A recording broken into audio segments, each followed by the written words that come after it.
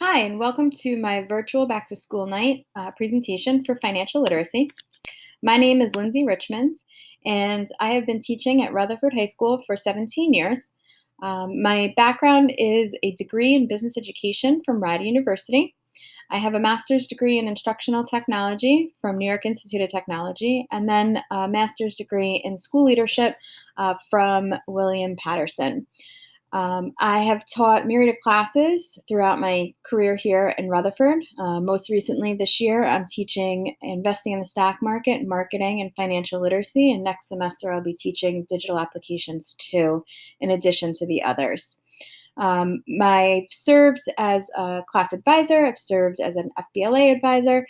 Most recently, my dedication is to being the technology integration specialist for the building, which basically means that I am the point person, the Chromebook person, if your child should have an issue with their Chromebook. I also do a lot of professional development for our teachers, not only in the building, but throughout the district. My class website, which is what's linked to the staff directory on the high school homepage. The students don't really use this page much. What's here is more for parents. The calendar that's on the page is linked to their Google Classroom, so they see these dates. They don't need to come here to see these dates. These dates are here for you to see upcoming classwork and homework due dates. And then we reviewed the guidelines for success, which I'll go over with you in just a minute. The course is open for sophomores, juniors, and seniors.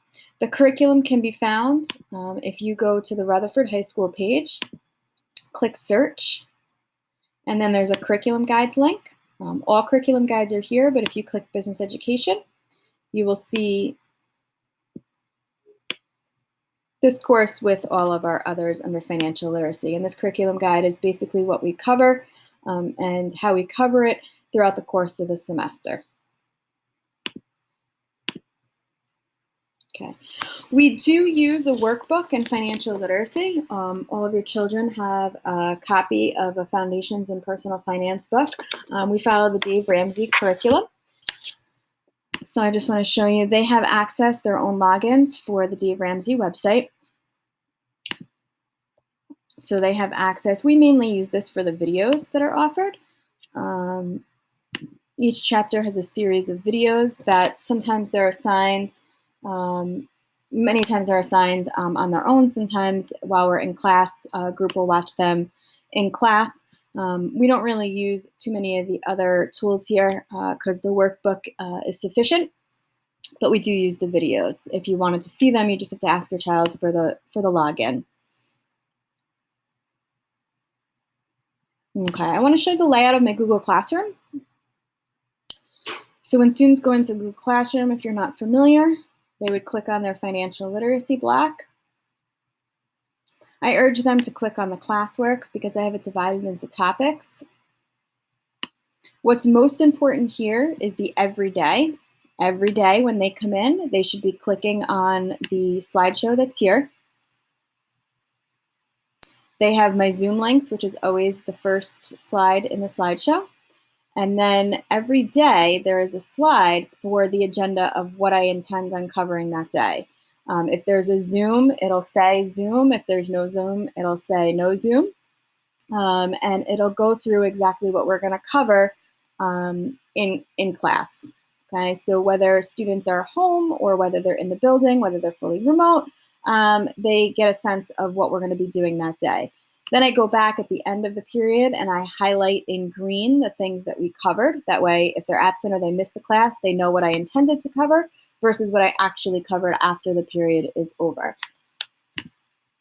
They have to check in every day for attendance. And then all their classwork and homework assignments are there as well.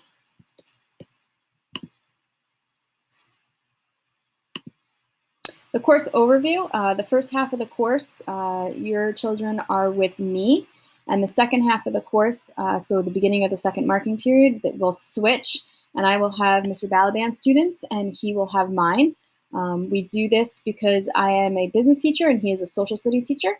And so we do cover different topics based on our backgrounds in education. The topics that I cover are what is personal finance, saving and the importance of starting now and compounding interest and how that benefits you.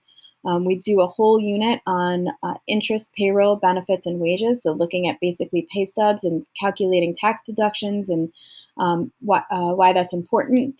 We talk a little bit about simple investments, stocks and mutual funds, and how they're different from saving our money. And then we do discuss a little bit about retirement because the importance of saving now and starting as soon as you get a job is very important.